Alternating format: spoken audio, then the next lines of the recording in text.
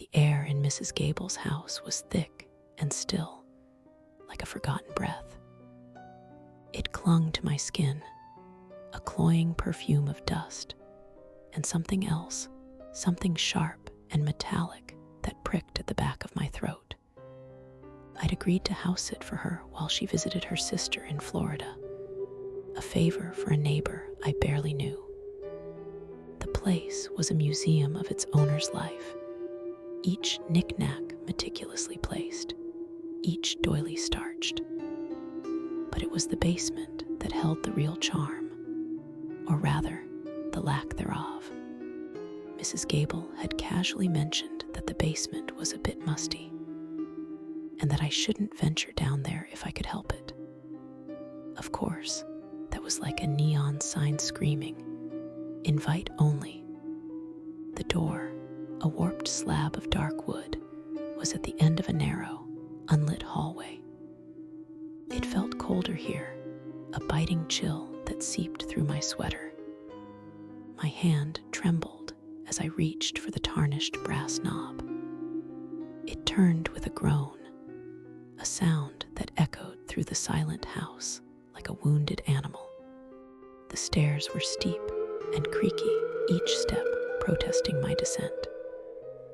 The musty smell intensified, joined now by a faint, unsettling sweetness, like overripe fruit left too long in the sun. The darkness at the bottom was absolute, swallowing the weak light that leaked from the hallway above. I flicked the light switch, and a single, bare bulb sputtered to life, casting long, distorted shadows that danced like skeletal fingers on the damp concrete walls. This was not a storage space. It was more like a shrine. Strange, angular symbols were scrawled in what looked like dried blood across the walls. In the center of the room, on a low stone altar, sat a collection of unsettling objects: dried herbs, a single, chipped porcelain doll with vacant eyes, and a tarnished silver locket. The air hummed, a low vibration that I felt more in my teeth than heard. Then I saw it. Tucked into a dark corner, half hidden behind a stack of decaying boxes, was a large, leather-bound book. It was old, its pages yellowed and brittle. Drawn by an invisible force, I knelt before it. The cover was embossed with a symbol that mirrored the ones on the walls. As my fingers brushed against the worn leather, the pages seemed to flutter on their own, as if an unseen wind had just swept through the basement. A whisper slithered into my ear, not a voice, but a thought that wasn't my own. It spoke of rituals, of offerings, of a hunger that could never be sated. The sweetness in the air grew stronger, cloying, and I realized with a sickening lurch that it wasn't fruit. It was the scent of decay.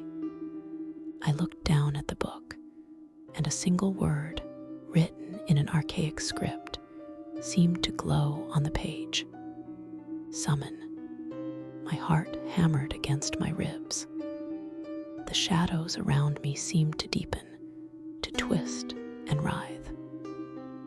I felt a prickling sensation on my skin, as if tiny insects were crawling beneath it. The whispering intensified, no longer a suggestion, but a demand. It was pulling at me, urging me to read, to understand, to participate.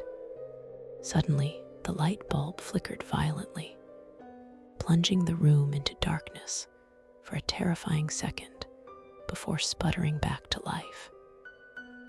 In that brief moment of blackness, I heard it, a wet, dragging sound from the far corner of the basement, the sound of something heavy being pulled across the concrete.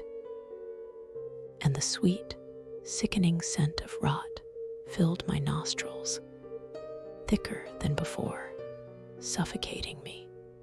I scrambled backward, tripping over my own feet, and fled up the stairs, the groaning wood of the steps now a desperate plea for escape.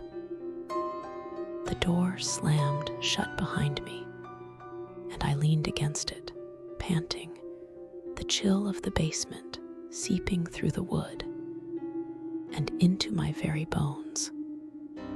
I never went back